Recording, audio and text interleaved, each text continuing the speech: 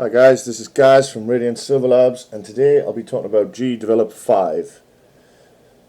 Basically, as an alternative to using something like Unity and WebGL, you can make much smaller, quicker, tiny little games using GDevelop 5, which runs on JavaScript underneath, and there's some C++ involved, and you can export to Windows, Mac, Linux, web browsers. Seems to run on them all. Android, iOS is coming soon. These are native apps, I think, when they come out. So I thought I'd have a look at it. I'll just show you what I've ended up creating first.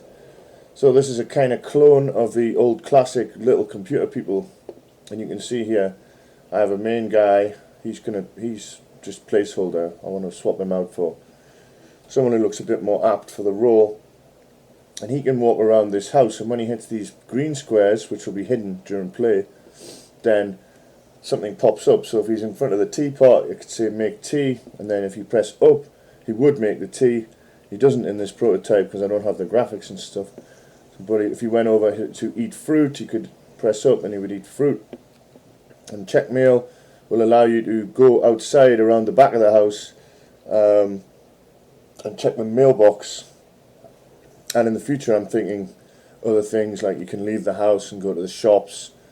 It could even go to school, like school days, or you could go to work. But at the moment it's just pretty much a clone of Little Computer People. Something I've wanted to do for ages, and that's how I already had the graphics made up, because I started writing this as a game for the Android watch for a Sony competition. They sent me the free watch and everything, but it never got done. I think the watch was very low on memory. It was very, very bad, the first Sony smartwatch. Anyway, I'm going to run it so you can see what the actual game looks like, and then I'm going to go through the way I developed it. So you can see here, this is the standalone window. I'll just zoom out in the background so that doesn't get in the way. And I am the little guy in the bottom left, so I can use the cursors to move around. So now if I wanted to make tea, I'd press up like that, and you'd see an animation of him making tea, drinking it. He would be cooking there, eat fruit for example, and you can go through. See, I've got the Z ordering so the wall is in front of him. Check mail, and you can go upstairs through this door here to go into another room, and you could go over to the bed and sleep. Like I say, it would be an animation of him getting into bed and lying down. You can walk the dog, which would mean you'd go outside with the dog somewhere. It's very loud, isn't it? I'll turn that down a little bit.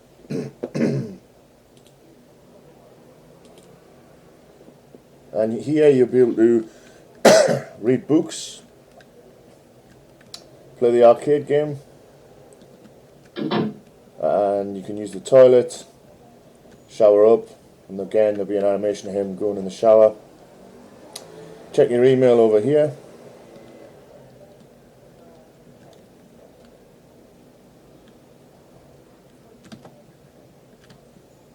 Top floor. You'll be able to dance, put some music on here and dance. You'll be able to play the piano. Be able to sit on this cozy sofa with the cat and watch TV. Now, just for the purposes of this demo, when he goes out this top door, he just appears at the bottom again, and that is pretty much it. But it's quite impressive that GDevelop was able to do this. And as you can see, I've got a lot of other animated items there, like the bird and the squirrel and things like that, and the cat moves slightly and the dog wags his tail. So along the right here you can see these are the objects in the game, right? The background is the house there. Hero. I've got the transparent collider, which you can see on the walls here. That means he can't walk through them.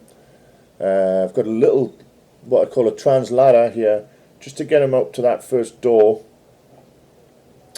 And then you've got all the door triggers. So, you know, when he goes across these blue ones and he presses up, it knows where to teleport him to. And in the real game, you have to make a choice where each door took you. because at the moment he just systematically goes through to work his way up and then back to the bottom. Got the wall object, which is these little bits here, just to make that on top of the player when he goes through the doors on the side here, on the side of the walls. You got all this text items that show the question about whether you want to do it or not. Then you got the dog, cat, bird. Well, I had a grass and clock and goldfish, but they didn't work, so I took them out. Got the squirrel, flying bird, clouds in the background. Credit text is tiny little text at the bottom there.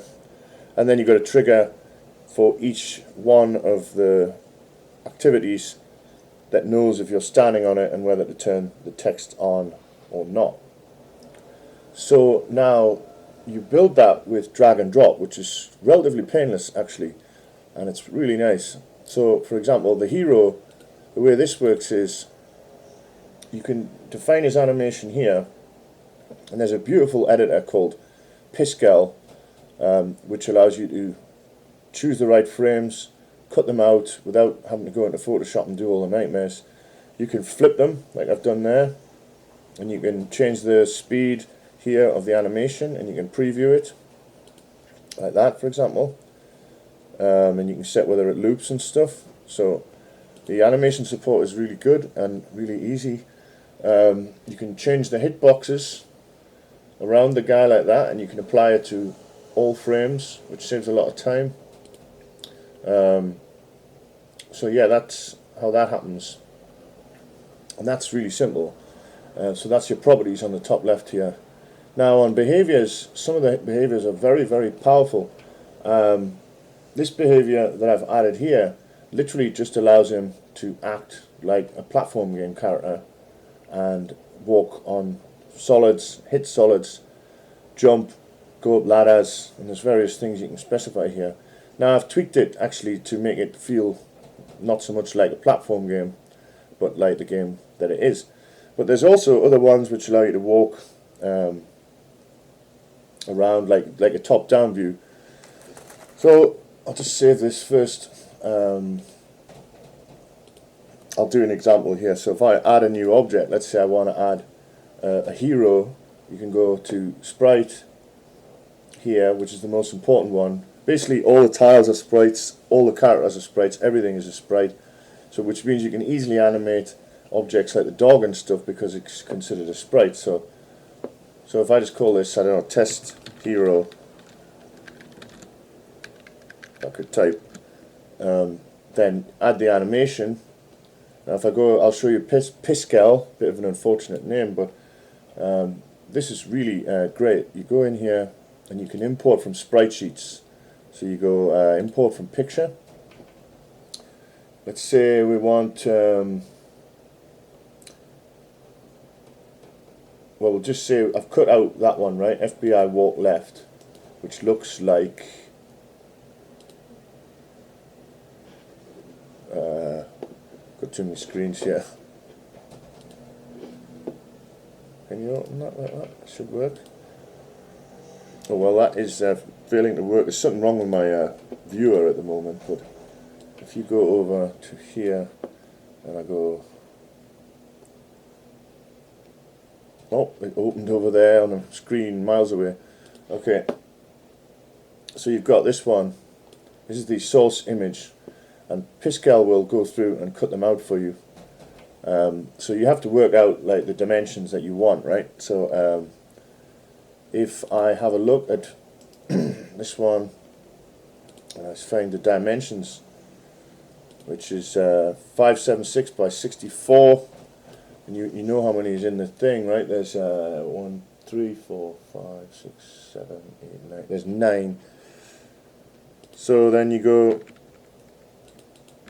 to the calculator.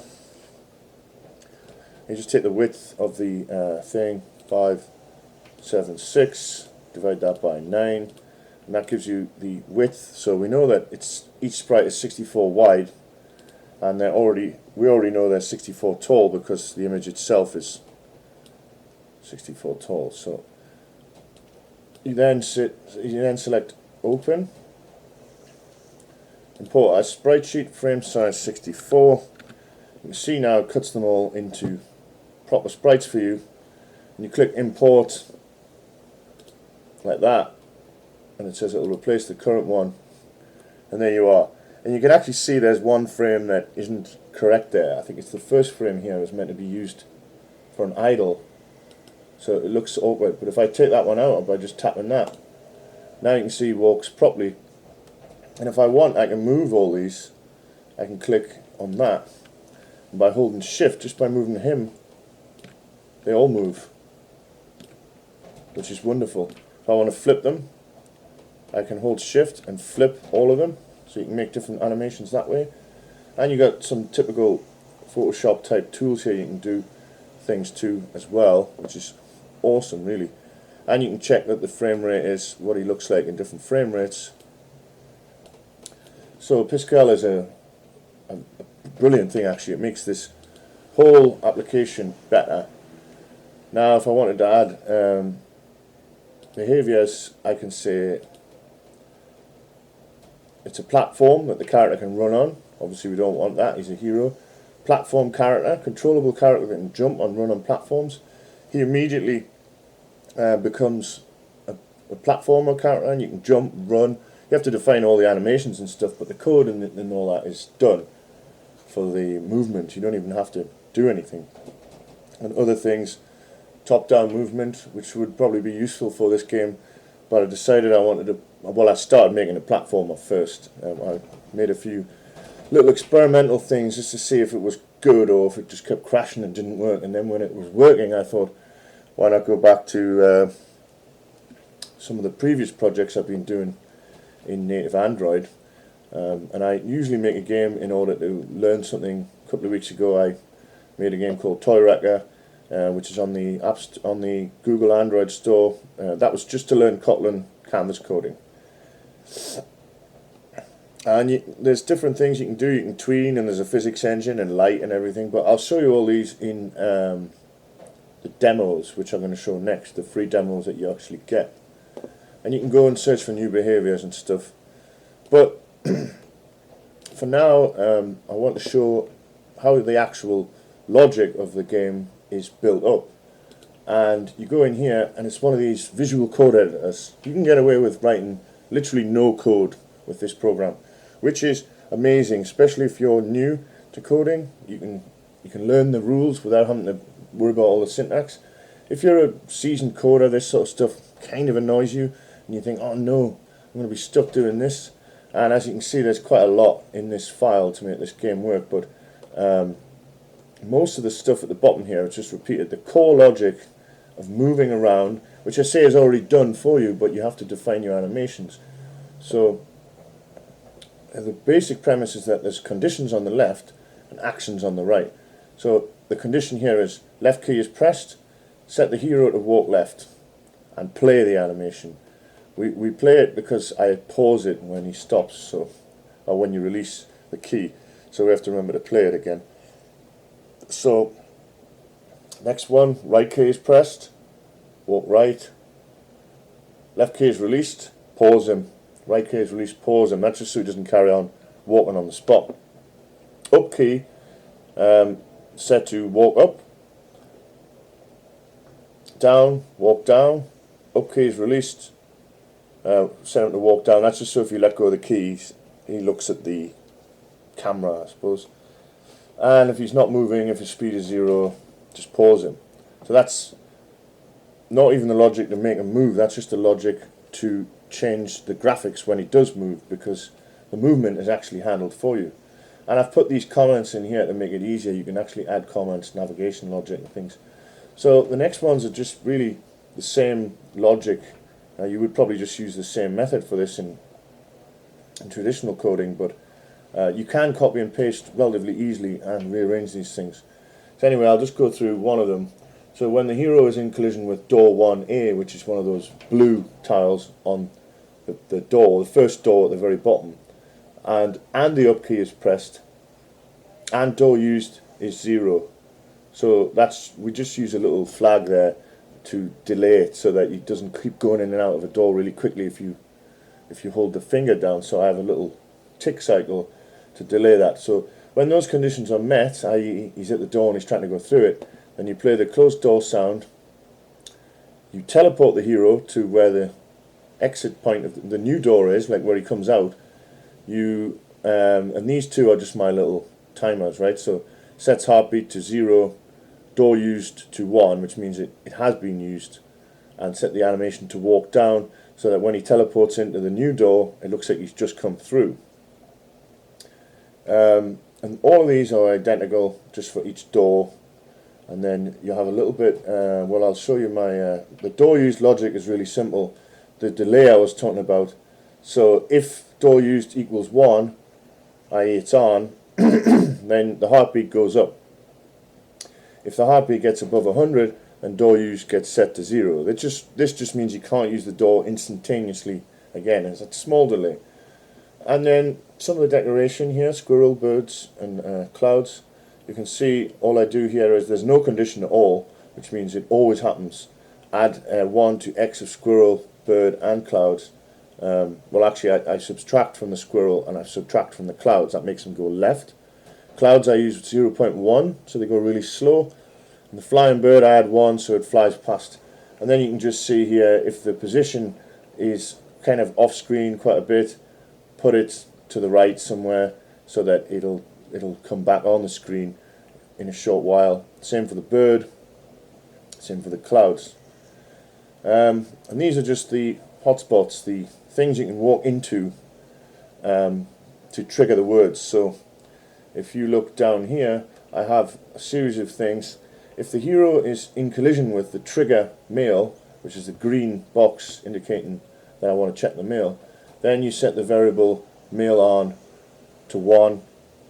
If he's not in collision, this is the exact same thing, but that little red thing there means the opposite. So if he's not in collision with it, set mail on to 0. So as you can see up here, it just checks if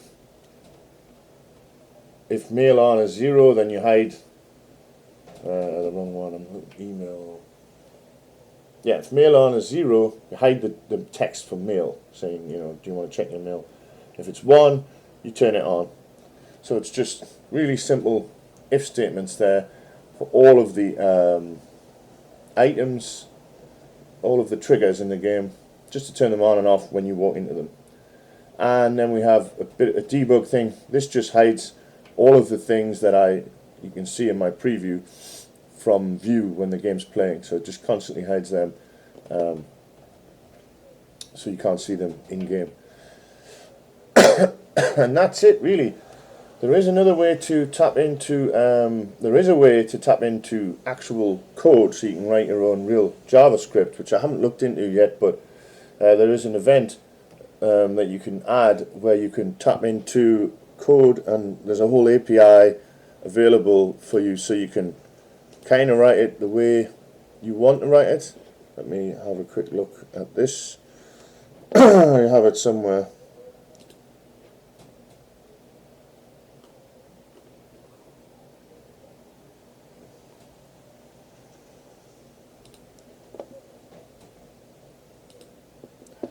Yeah, here we go. So you can actually drop into code, and these are all the methods that you get.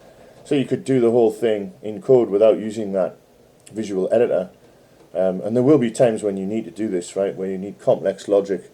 Probably I would change all this massive chunk of code into a nice bit of real code. But for now, I just wanted to see if it was humanly possible to make a lightning fast, awesome little web game using GDevelop and without writing any code at all. And you can see I've actually got it live on itch.io. When you go here, you can actually export to the various platforms. So I did local folder, I zipped it up, I went to itch. We'll find my page right now.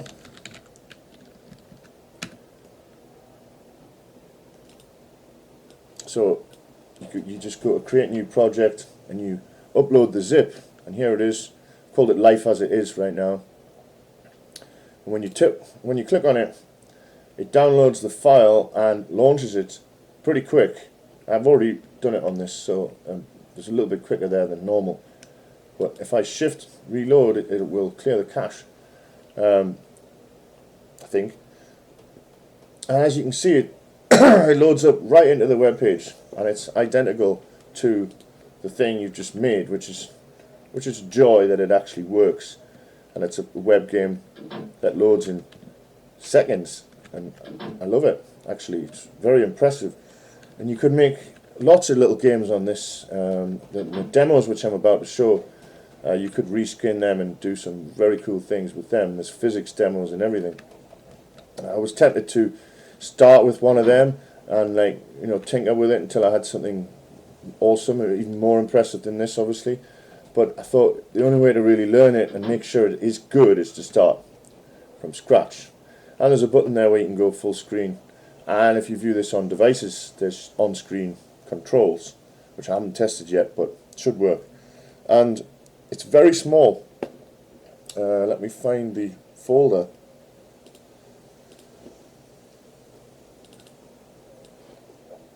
If you look here, builds, this is the build, and all the sprites and stuff. A couple of these things are slightly unnecessary, I could delete them too, but I want to keep them in case I edit things. And you can see, actually, the biggest file is the font file, which is 200k. If I took that out, it would be tiny. So let's see how big that is. That's like 1.4 meg, and when you zip it up, it's 491k. Now if you use ping compress and you cut out the unused space and you got rid of the font, and you really went for it, you would end up with a very, very small, fast loading game that should work on any system. You can see it's JavaScript here, and it's compiled down your code into JavaScript. And you can obviously look at the JavaScript, and it's kind of you know, compressed, obfuscated, but you can see in there it's doing all my code in its own little weird language or design, and it's all in JavaScript. And it saved me a lot of typing. Imagine typing all that. But you can see the code there. You can kind of recognize, you know, which points that you did in the visual editor. So it's a beautiful little system for generating things like that, like little games like this. And next I'm going to have a look at the examples in the editor, and we'll be back in a second to look at them. Okay, let's have a look at some of the stuff that comes with it. So if you go to File, Create New Project, you can see the best examples here. So the first one is a platformer, and you could, I'm just going to hit play on these. I'm not going to explore them too much because they're very similar to what I've just done. But you can see here, this is a demo out of the box with sound, collisions, platforms. Unbelievable. And you can edit this by hand. So you can really, if you want, and the camera following the guy looks good, you can really, if you want, start making a platformer today, even if you can't code. So yeah, that's that one. And you can see the things down the right here that build it up, just like my game. And if you have a quick look at the setup in here, it's kind of similar. They start with changing the animation based on the way the player is moving and jumping, different frames of animation. And very simple thing, just to change the X position of the camera to the player X. That's it, and the camera follows smoothly. Moving platforms, you know, a couple of bits of logic for them. And there's a bit like extra that you can look at for enemy management. You can pop out another one here which shows how the enemies are handled, and the same for some of the object management and the GUI for updating the text and things like that. And then a little bit here of the virtual controls. So exceedingly powerful, really, when you think about it. Obviously you kind of get frustrated when you're working in this sometimes because you can't really work out exactly what's going on, but they do have a debugger here.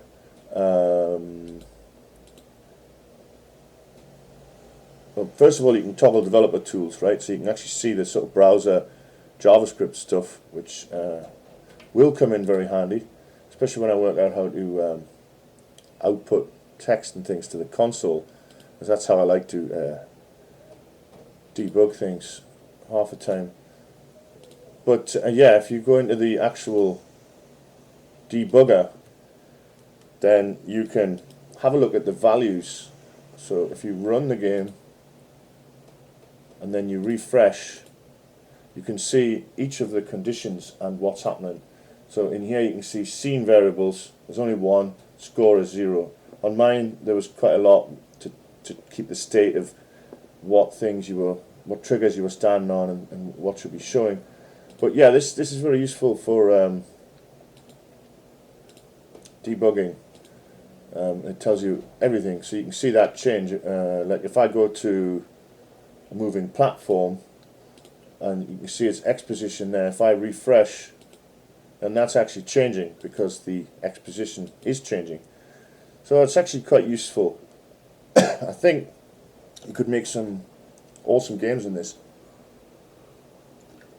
without worrying about the nitty-gritty, and we're also getting out a very small, fast as hell file that just embeds in the browser. So on with the examples. Space shooter. Oh, I've left the emulator running. But that's another thing, you don't have to relaunch the emulator every time. If you hit this, it actually injects your changes into it. Yeah, I've never actually tried it on a different game altogether, but it works when you're just working on the same game. So that's very good too. The only thing one of the downsides is it doesn't seem to support multi-monitors very well. I actually built all mine on a portrait screen, but now I'm right over here on the left, just because on the big screen in landscape, because every time I launch the preview, it appears over here. Now this is like Game Boy style, I guess. I haven't looked at this one, but you can see you immediately get a shoot 'em up with all the mechanics working. And these will all be 2D sprites, so you could adjust all this and make your own shoot 'em up in a matter of days. If you're a pixel artist or had art supplied, then it's just a joy of going through and tweaking it and then working out your own logic or whatever. That one is very small, but you can stretch the window too, so you can actually make sure that it's working in all the different resolutions, and that's pretty impressive. Pretty impressive. And like I say, you can tell how they've done it by just going in here and click preview. Well, actually that's just one frame. They must use some code to scale or rotate it or something. But you can see an animation here. That's obviously when they turn around and it's not looped. So next one, Geometry Monster. This is kind of simple, but yeah, that window keeps popping up, which is a bit annoying. Very simple game, but again you could reskin it. You just have to catch the good things and avoid the bad things. So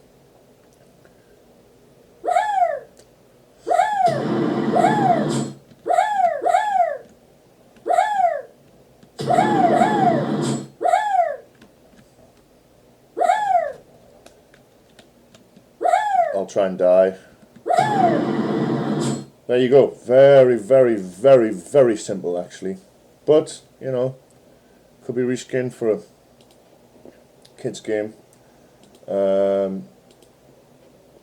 people keep messaging me, but I'm ignoring that. Isometric game here. This one's cool. I always wanted to make some cool isometric games. And here you go.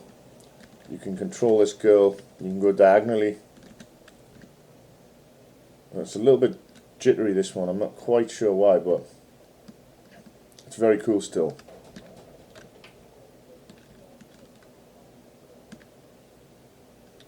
And this is, you know, you could make something out of this very easily. I mean, it took me years in the past to write proper isometric code and everything, and all the collision and everything.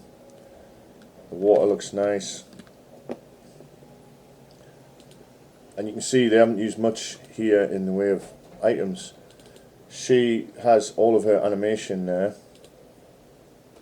So she's actually, oh yeah, it looks like a 3D object, but she's actually just a set of pre-rendered 2D sprites, which is good, a bit like Donkey Kong Jr. on the SNES, or even the sprites in Mario Kart on the N64, believe it or not.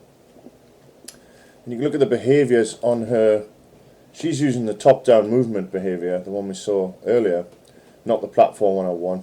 So again, that immediately gives you the ability to do top-down RPGs and even isometric games. Downhill racing, this one's cool. I had a game that I was building like this, and it was taking a long time to do the physics. Here you get them all. Space to brake, left, right to rotate. Fall off the bike. Well, I didn't manage to fall off the bike. Up to pedal forward. So here you go. These were once all the rage, these sort of physics things. And you get all of that free, although she is jerking a little bit. I'm not sure why that is.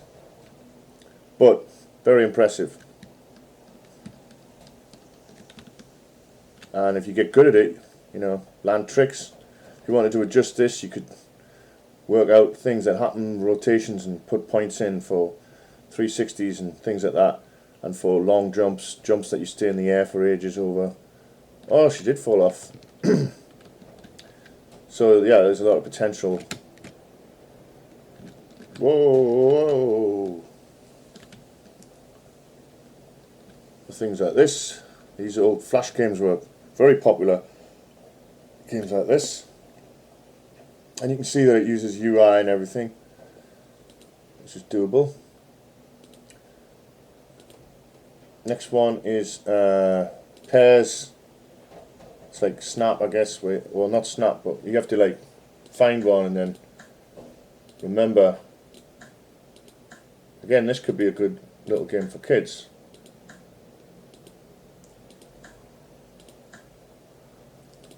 So is it that one? No, that one. That one and that one. Yeah. That one and that one. You get the general idea. Very customizable again.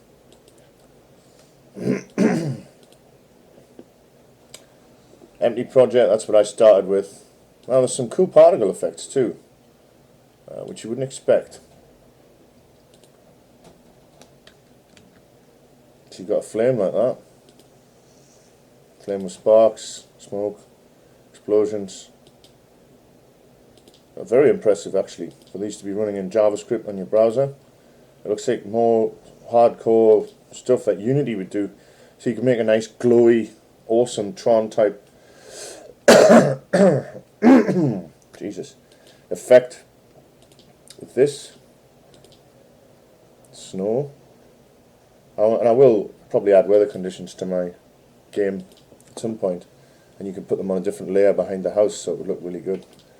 Hyperspace, waterfall, you get the general gist of it. Oh, rain. See, I could use that behind my house. Blood. I mean, you could probably go ahead and make something like Doom on this if you were a madman. So yeah, what's that background? Yeah, it just changes the background. So yeah, some effects for you. This one, just some little things you can do to make things a bit cooler.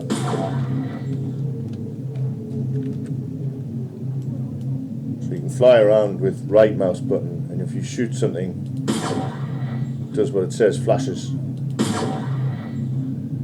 Turn down the volume a little bit, and if you shoot this one, you get like a visual effect. So you could make something like Hotline Miami or something wobble.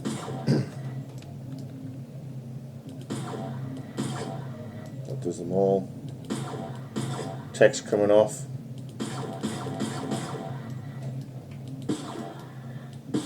audio effects. Even this could be a fun little game, very satisfying. So they're the initial ones, although some of the other impressive ones are in examples here. And I realise this is going on for a long time, this video, but I might as well get through the best ones. So, as you can see there, you can integrate add mob. I'm not going to go through all of them. There's a shape painter, animation scale, speed scale, example. We'll have a look at asteroids. Just to showcase other little games that you could do. Oops. I'm not quite sure how you rotate your craft. Ah, WASD.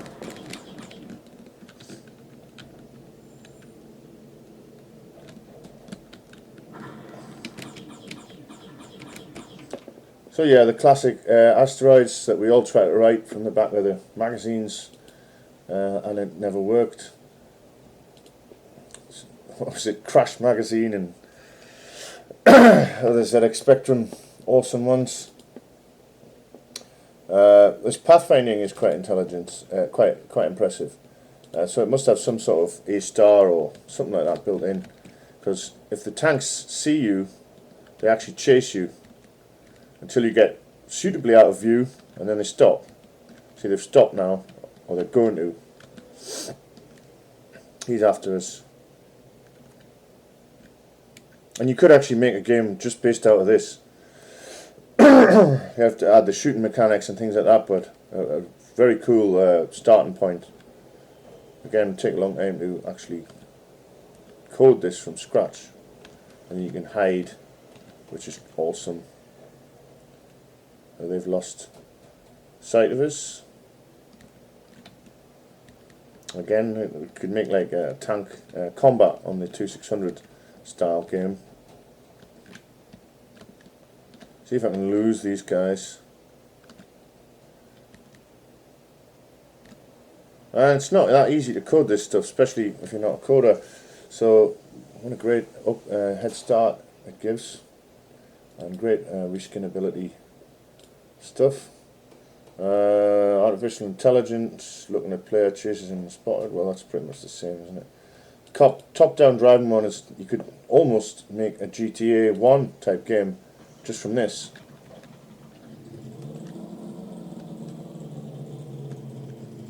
Feels good. Collision works. I mean, if you were a non-coder and you were desperate to make a GTA game, this would be a good starting point, I would say. I'm not sure how difficult it would end up being making a full GTA 1 game in this. I suspect it would get difficult and you'd end up dropping into the JavaScript and more than anything, but you never know. If you kept it simple and it was just events and you had a lot of patience and you didn't mind the visual editor too much, you could spend a year and make something very, very cool.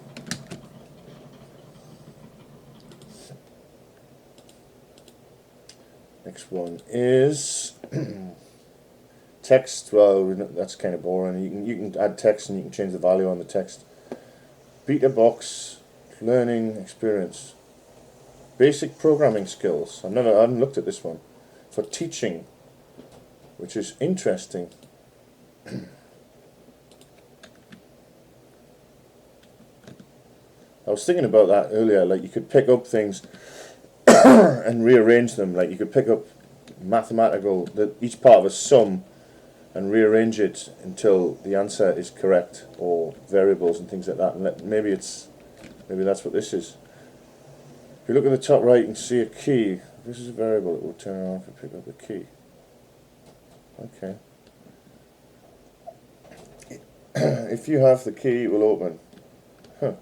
So yeah, this is a simple way of explaining code.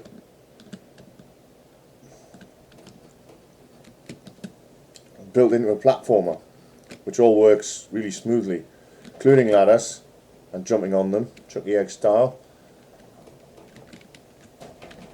So yeah, I mean, I really love it. Health and everything. Die. Great. GDevelop is surprisingly impressive, actually. There's a little Bomberman clone here, which is cool. I always wanted to make a Bomberman game, and now I could. Collision is slightly picky, but there it is, it works. One of my dreams to make a Bomberman game, so that could be a good starting point even for myself.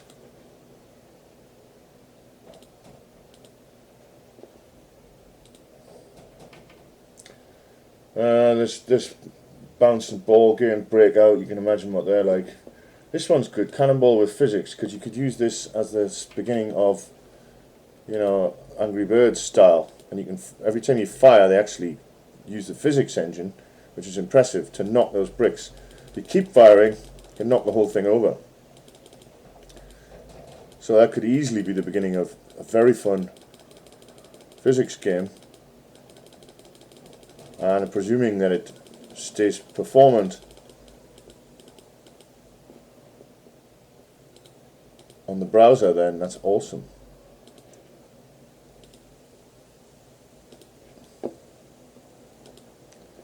So some of these are kind of boring, and I always look at the more fun ones. Countdown timer, create object with mouse click, you know, things like that, vibration. It's good that you can do all this though. It's accessing the underlying APIs of the device, like using the compass or the accelerometer and the vibration and things like that. Device-oriented ball game. Well, that sounds good. Sounds like one of those device-oriented ball games. Obviously, I'm not running it on a device, so it doesn't do anything. But by tipping the device, you'll be able to move that ball as it tapped into the underlying hardware of the machine, which is, again, very impressive.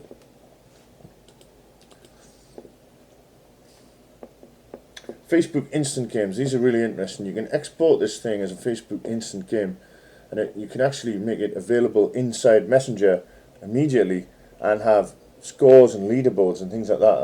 I'm interested in doing that with my game later at some point. Obviously, you can do things like create directories and all the usual stuff that you should be able to do in a game language. Flappy Bird, I haven't seen this one. Okay.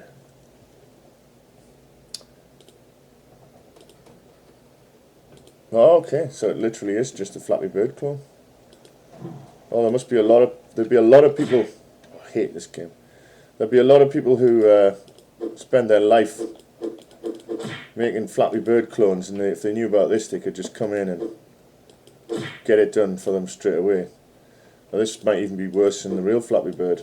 Not that I've played it, but it seems to be not quite responding, but that's just because I'm playing it on the mouse. It's a frustrating game anyway. Yeah, I can't even get past, but there you go, full Flappy Bird game. Guy made so much from that, he claims he took it down because he was making too much money. What a legend, eh? We've looked at Geometry Monster, infinite scrolling background, inventory system, isometric game. Keyboard practice. Press the right keys on the keyboard as fast as possible. Could be good for educational purposes. Let's have a quick look at that one.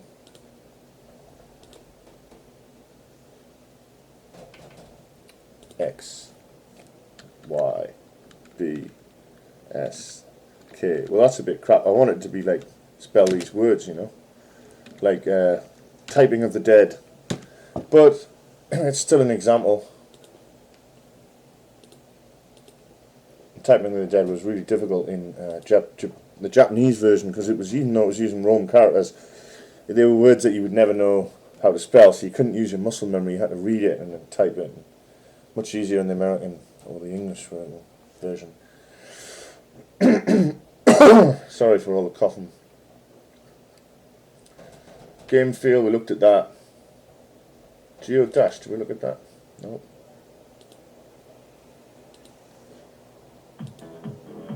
Oh!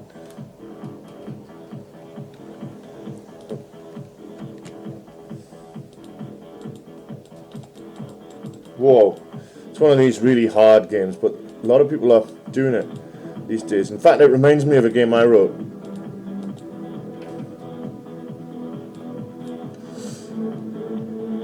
Very much of a game I wrote called Super Wow Ball, or later renamed to Radiant Silver Sphere, but mine was a ball and you could float in the air, but it started off very wireframe like that. Good little casual game. Keyboard, level select, lights. Well, I wouldn't mind looking at lights because it's quite awesome that you can actually get real-time lighting in this engine, as you can see there, and even like penumbras and stuff like that, and even shadows interacting with each other in real time. Very, very cool actually. You would not expect that in a 2D JavaScript game engine.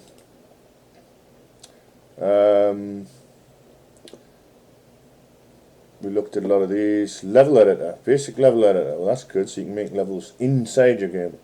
Level unlock, lights, load image from URL. Open URL in the browser. Gravity, peer-to-peer networking, multiplayer possibilities.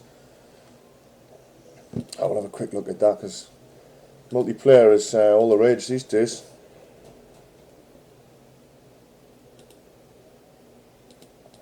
Oh, obviously you have to run 2 clients, right? So I'm not going to do that,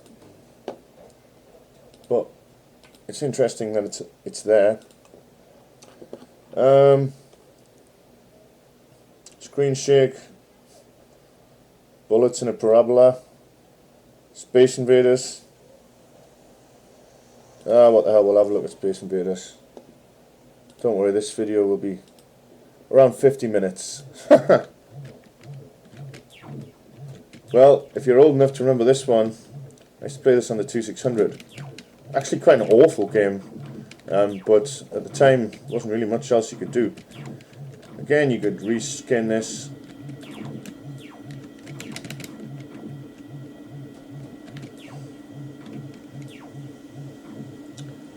We had this in Pac-Man, and it was really quite depressing.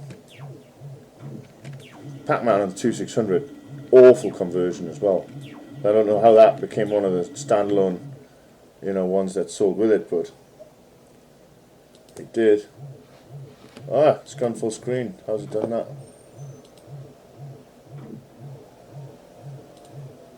Well, Space Invaders, and we'll have a look at one more.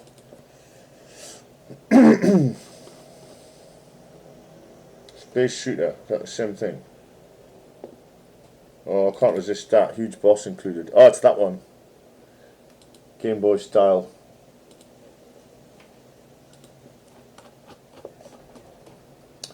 Video player, which is nice. I wonder what it uses underneath, but that's good. Right, last one we're going to look at is Zombie Laser. I myself have made a lot of zombie games. Mine were better than this. But yeah, so you can imagine, it's giving you the code, how we're being eaten, to do something like that. And a lot of people start out like that. So in conclusion, very, very good program, unbelievably good, allows you to prototype at least and make awesome web games. Get them on the web, put them on itch.io in seconds so the whole world can play them. And they work perfectly, and they're fast, small, and they download really quickly. I love it. I think writing massive projects probably be some time you get very annoyed with the visual coding element like this, because you can stare at it for ages and kind of just go, I wish I could just had my console here printing out every loop of the game, printing out exactly what's happening and that. But you can do that with the debugger. I'm sure once you get into the JavaScript API side, you can write your own debug output and then use the developer tools here and look at the console to see what's happening. So I think you can actually do what I want once you get a little bit used to it. And they're using more nested conditions, which I have to get into myself. But just I picked it up about 24 hours ago. I decided to check it out as a viable alternative to WebGL on Unity, because sometimes for certain circumstances that's a bit too heavyweight, especially when you can't upgrade the browser, or you're not allowed to install apps on people's devices. So this idea of using JavaScript, HTML5 to make games on the canvas is a very good one, but very low level coding, that is. Yeah, I wrote a load of games like that, but I wanted something that could perhaps speed it up and give me a head start, a bit like Unity for web development, but very low requirements, and this seems to be it. So yeah, overall, out of 10, I would say this is a 9.5. I haven't discovered any major bugs.